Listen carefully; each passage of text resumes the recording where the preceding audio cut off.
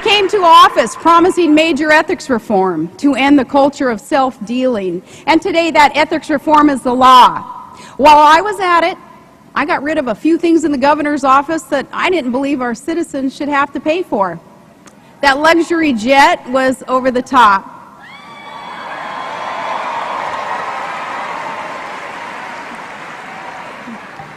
I put it on eBay.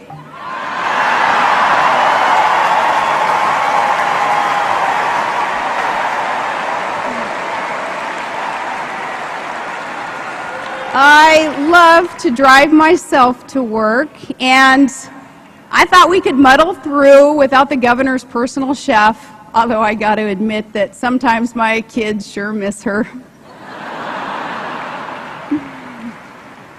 I came to office promising to control spending by request if possible, but by veto if necessary.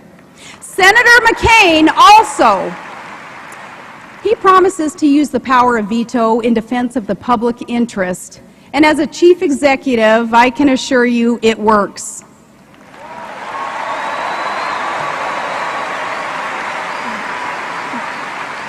Our state budget is under control. We have a surplus. And I have protected the taxpayers by vetoing wasteful spending, nearly $500 million in vetoes.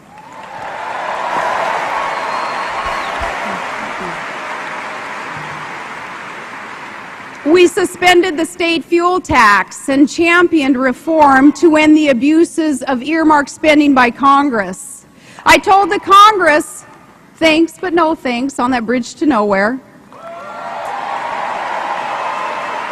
If our state wanted to build a bridge, we were going to build it ourselves. When oil and gas prices went up dramatically and filled up the state treasury, I sent a large share of that revenue back where it belonged, directly to the people of Alaska.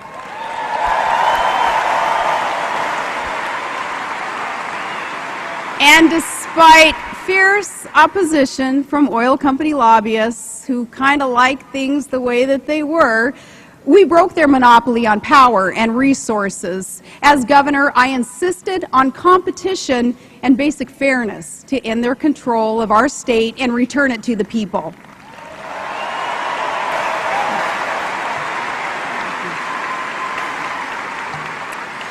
I fought to bring about the largest private sector infrastructure project in North American history.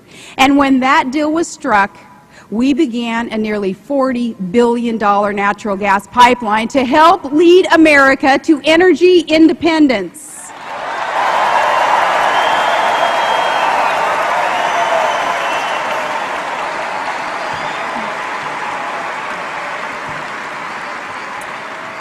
That pipeline, when the last section is laid and its valves are open, will lead America one step farther away from dependence on dangerous foreign powers that do not have our interests at heart.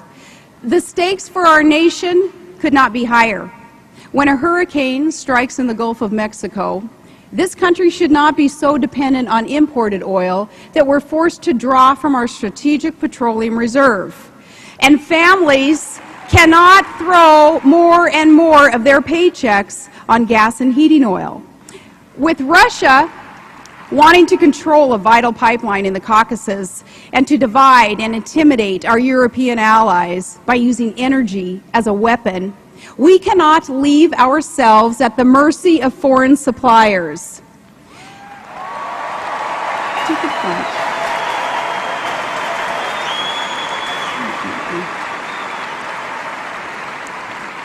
To confront the threat that Iran might seek to cut off nearly a fifth of the world's energy supplies, or that terrorists might strike again at the Abqaiq facility in Saudi Arabia, or that Venezuela might shut off its oil discoveries and its deliveries of that source, Americans, we need to produce more of our own oil and gas and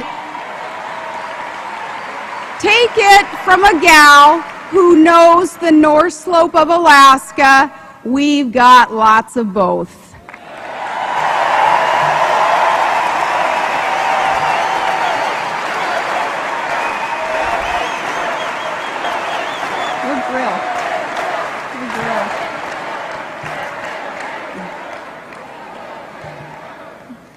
Our opponents say again and again that drilling will not solve all of America's energy problems, as if we didn't know that already.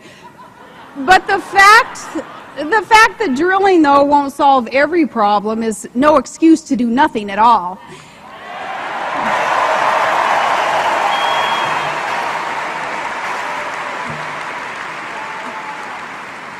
Starting in January, in a McCain-Palin administration, we're going to lay more pipelines and build more nuclear plants and create jobs with clean coal and move forward on solar, wind, geothermal, and other alternative sources.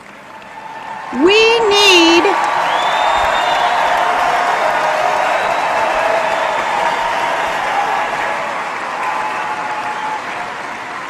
American sources of resources. We need American energy brought to you by American ingenuity and produced by American workers.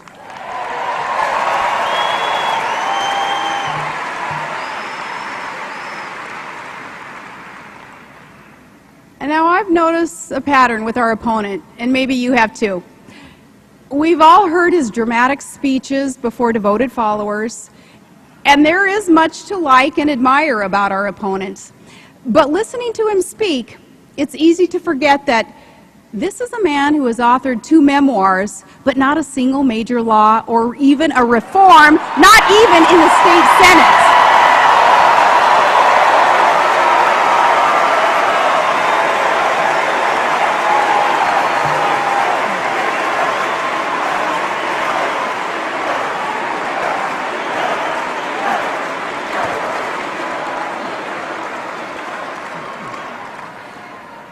This is a man who can give an entire speech about the wars America is fighting and never use the word victory except when he's talking about his own campaign.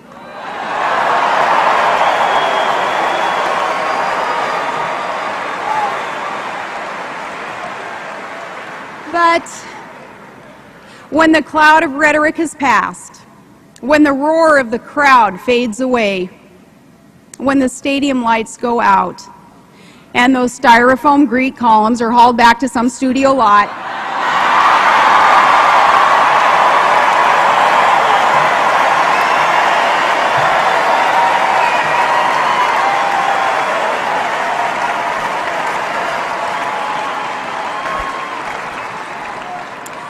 when that happens, what exactly is our opponent's plan? What does he actually seek to accomplish after he's done turning back the waters and healing the planet? The answer is to make government bigger and take more of your money and give you more orders from Washington and to reduce the strength of America in a dangerous world.